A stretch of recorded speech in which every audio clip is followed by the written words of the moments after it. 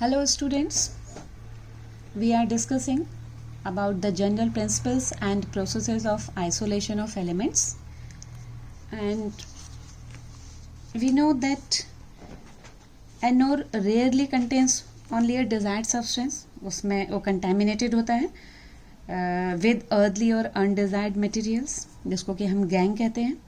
तो ओर का इसका extraction and isolation of metal ore से ज़रूरी है। उसके लिए हमने देखा था कि दे इन्वॉल्व मेजर 3 स्टेप्स। कल हमने वो स्टेप देखे थे जिसमें है आपका पहला कंसंट्रेशन ऑफ द ओर, जो कि कल हमने डिस्कस किया। आज हम देखेंगे extraction of the metal from its concentrated ore. कल हमने डिफरेंट मेथड जाने थे कि ओर को हम कैसे कंसंट्रेट करते हैं।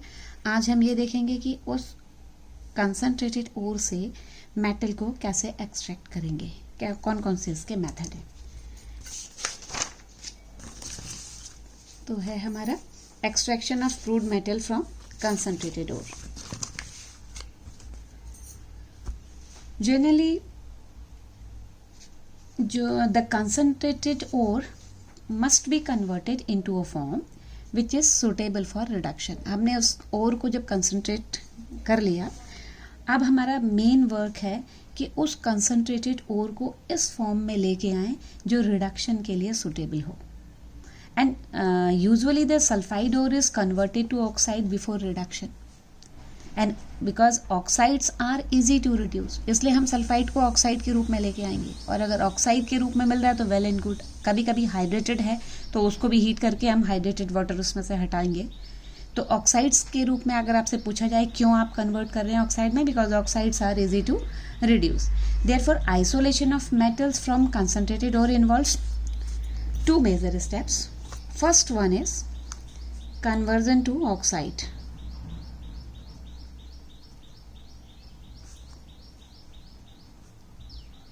कन्वर्जन टू ऑक्साइड, इसके लिए जनरली 2 प्रोसेस होते हैं हमारे। First one is calcination and second is roasting.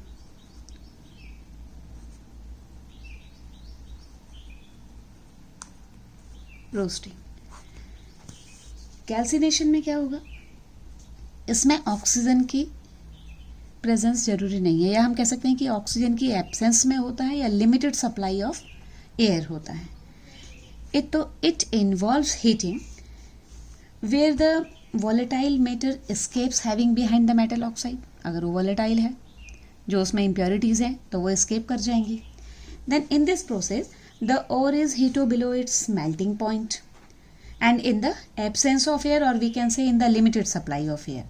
The process is generally carried out in reverberatory furnace, and this process is used to convert hydrated oxide, जैसा कि मैंने बताया hydrated oxide है, उसको हीट अप करेंगे आप, जो मॉलिक्यूलर वाटर है वो हट जाएगा।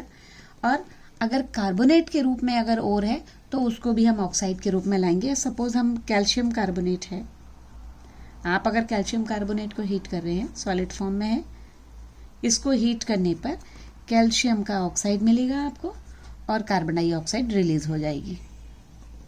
अगर जिंक कार्बोनेट है ZnCO3, ये भी हीट करने पर आपको जिंक ऑक्साइड मिलेगा और कार्बन डाइऑक्साइड रिलीज हो जाएगी। अगर सॉल्ट हाइड्रेटेड है, सपोज है Fe2O3 3H2O, ये भी हीट करने पर, क्योंकि ये तो ऑलरेडी आपका ऑक्साइड फॉर्म में है, तो हमारा काम था इससे इसको रिमूव करना। हीट करने पर ये वाटर अलग हो जाएगा प्लस 3H2O, इसको बोलेंगे लिमोनाइट।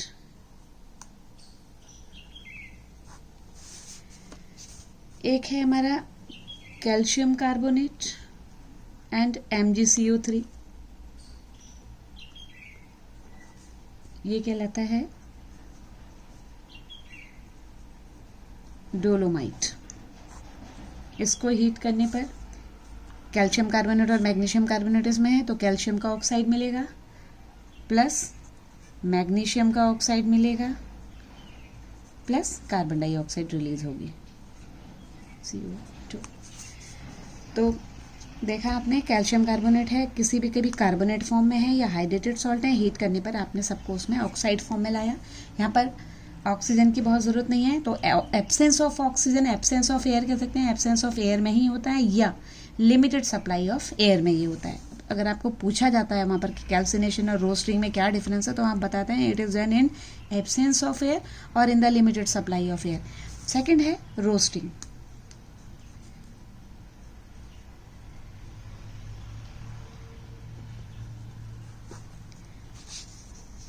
रोस्टिंग में ओर को हीट किया जाता है in a regular supply of air in a furnace and the temperature below the melting point of the metal.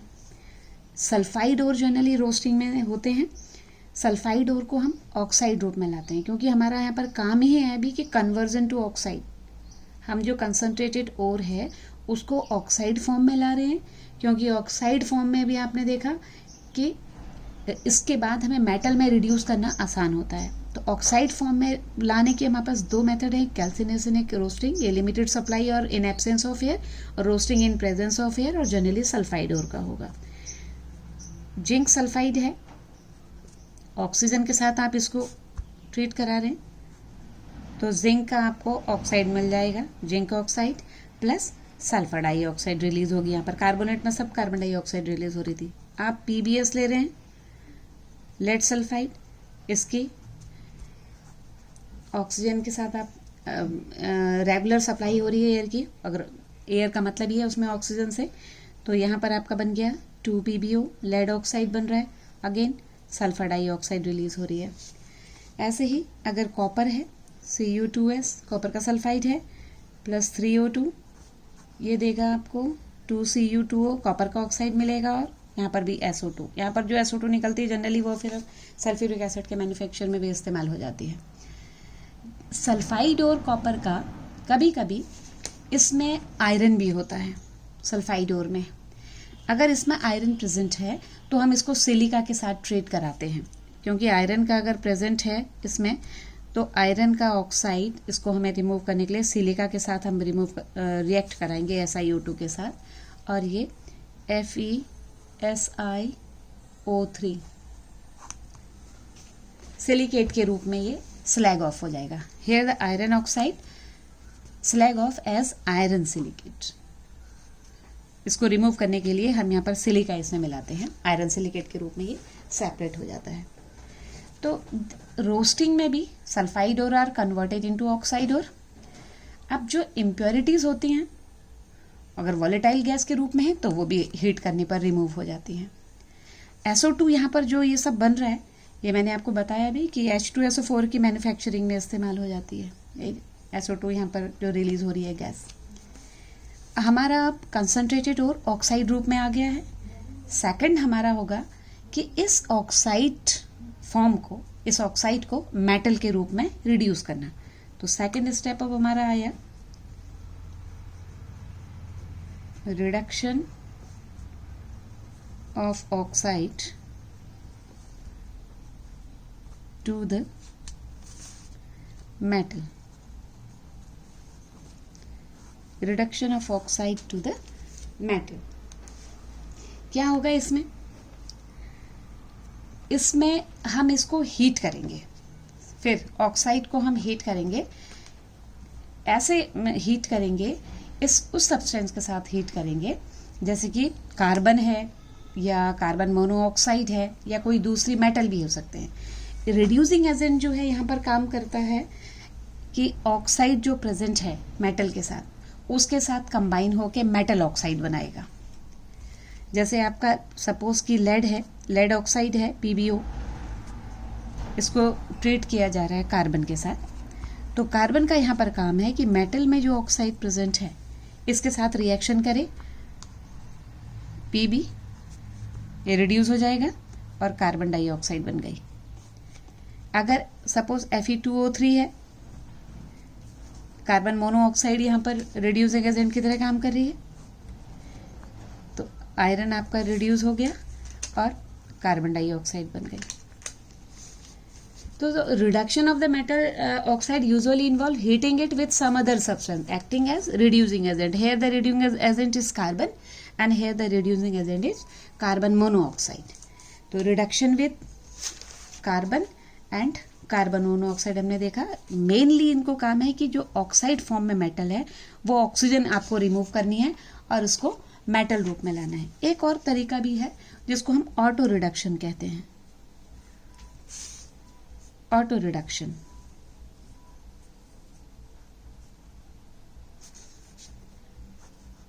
आपको नेम से ही क्लियर हो रहा है. ऑटो मीन्स खुद ही हो रहा है. यहाँ पर कोई एक्सटर्नल रिड्यूसिंग एजेंट यूज नहीं होगा. In this process no external reducing agent is use and hence it is called auto reduction. Name से ही क्लियर हो रहा है. तो इसमें क्या होगा कि when ore is heated in air a part of the ore gets oxidised which combines with the remaining sulfide ore to give metal. Suppose copper glance हम ले रहे हैं. कॉपर Cu2s है. इसका पहले हमने O2 के साथ रिएक्शन करवाया है तो आपको पता है कि ये कॉपर ऑक्साइड फॉर्म में आ गया सल्फाइड फॉर्म से. ट्वाइस Cu2 और सल्फर डाइऑक्साइड रिलीज हो गई. अब क्या कॉपर सल्फाइड से हमने पहले ऑक्सीडेशन करवाया, इसका रोस्टिंग हुई ऑक्सीजन के प्रेजेंस में. कॉपर सल्फाइड से कॉपर ऑक्साइड बना. फिर यही जो कॉपर ऑक्साइड है ये जो बन गया रिएक्शन में ये फिर Cu2s से रिएक्शन करेगा. ट्वाइस Cu2 ये रिएक्शन करेगा Cu2s से और कॉपर रिड्यूस हो जाएगा प्लस SO2 गैस बन जाएगी. तो यानी कि ऑटो रिडक्शन किसी एक्सटर्नल रिड्यूसिंग एजेंट की कार्बन या कार्बन मोनोऑक्साइड की जरूरत नहीं हुई इसमें. ऐसे ही अगर हम गैलेना का लें PbS सल्फाइड ओर है लेड का. पहले आपने सल्फाइड ओर को रोस्टिंग से इसके PbSO4 में चेंज हुआ लेड सल्फेट में.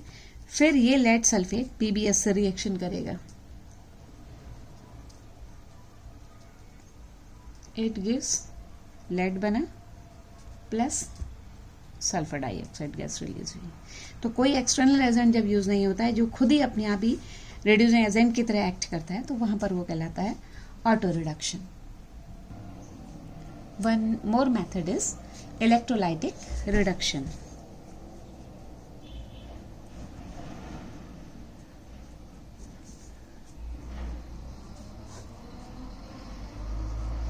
इलेक्ट्रोलाइटिक रिडक्शन जो बहुत ज़्यादा हाईली इलेक्ट्रोपॉजिटिव मेटल हैं उस केस में इलेक्ट्रोलाइटिक रिडक्शन होता है. क्या होगा इसमें? In this method the fuse metal को इलेक्ट्रोलिसिस कराया जाता है. The fuse metal ore is electrolysed and pure metal is deposited at cathode. For example in the extraction of aluminium from alumina Al2O3 alumina का जब हम कराते हैं electrolysis 3 carbon only तो यहाँ पर कैथोड में आपको एल्युमिनियम मिलेगा और एनोड में कार्बन डाइऑक्साइड. ये सिर्फ हाईली इलेक्ट्रोपॉजिटिव मेटल्स के केसेस में होगा इलेक्ट्रोलिसिस. इसके अलावा 2 टर्म हैं इम्पोर्टेंट जो जनरली यहाँ पूछे जाते हैं एग्जाम में. एक नंबर का क्वेश्चन आ सकता है उसमें से. ये है एक टर्म है पायरोमेटलर्जी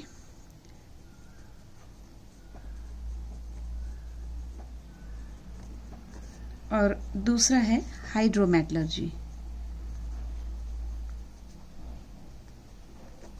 पायरोमेटलर्जी में क्या होगा? इसमें जो हीट प्रिंसिपल मीडियम है, heat is the principal medium of extracting metal from ore. Pyro नाम से भी आप गैस कर सकते हैं. हीट प्रिंसिपल मीडियम है. तो इन this process of extraction of metal heating the metal oxide with a suitable reducing agent इसमें करा जाएगा. सुटेबल रिड्यूसिंग एजेंट के साथ उसको हीट किया जाएगा. मैंने बताया पायरो वर्ड का मीनिंग. तो प्रिंसिपल मीडियम यहाँ पर हीट है. मेटल एक्सट्रैक्ट करने का प्रिंसिपल मीडियम हीट है, इसलिए पायरोमेटलर्जी. हाइड्रोमेटलर्जी में इसमें पहले ओर को किसी सुटेबल रिएजेंट के साथ डिसॉल्व किया जाता है and that is followed by precipitation और displacement of the metal by a more electropositive metal. या तो प्रेसिपिटेशन हो या उससे ज़्यादा इलेक्ट्रोपॉजिटिव जो मेटल है उससे उसका रिप्लेसमेंट हो, डिस्प्लेसमेंट हो. तो ये हाइड्रोमेटलर्जी 2 टर्म है जो यहाँ पर यूज होते हैं. बाकी आपने जितने भी ये भी कन्वर्जन टू ऑक्साइड में एक इम्पॉर्टेंट चीज़ यहाँ पर पड़ी जो अक्सर एग्जाम में पूछी भी जाती है कि कैल्सिनेशन और रोस्टिंग में क्या डिफरेंस है। अभी आपने देख लिया, फिर एक बार रिकैपिटुलेट करिए कि और जो रोस्टिंग है ये आपका प्रेजेंस ऑफ ऑक्सीजन में होता है, यानी कि ऑक्सीजन की सफिशिएंट सप्लाई चाहिए आपको, ये लिमिटेड सप्लाई होनी चाहिए या फिर एब्सेंस में होता है। जनरली जो रोस्टिंग है वो सल्फाइड ओर के लिए की जाती है और कैल्सिनेशन कार्बोनेट ओर के लिए। आपने देखा भी था, कैल्सिनेशन में कार्बोनेट ओर जनरली हम ले रहे हैं या हाइड्रेटेड सॉल्ट भी लेते हैं। हाइड्रेटेड ओर जो है वो भी लेते हैं मॉलिक्यूलर वाटर को हटाने के लिए।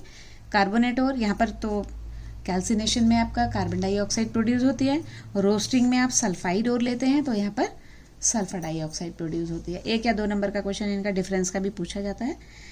तो ये आपके क्रूड मेटल के एक्सट्रैक्शन के तरीके देखे आपने कौन कौन से हैं। अब नेक्स्ट अभी टॉपिक में हम लेंगे थर्मोडायनेमिक प्रिंसिपल्स ऑफ मेटलर्जी।